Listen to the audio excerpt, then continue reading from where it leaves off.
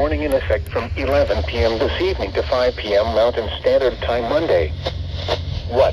Northwest winds 30 to 40 miles an hour with gusts up to 65 miles an hour expected. Higher gusts are possible over Pikes Peak.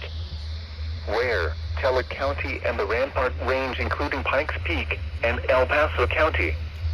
When? From 11 p.m. this evening to 5 p.m. Mountain Standard Time Monday. Impacts. Damaging winds could blow down trees and power lines. Widespread power outages are possible. Travel will be difficult, especially for high-profile and lightweight vehicles. Additional details.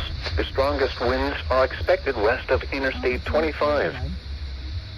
Here is the short-term forecast. All right, you have it. Colorado,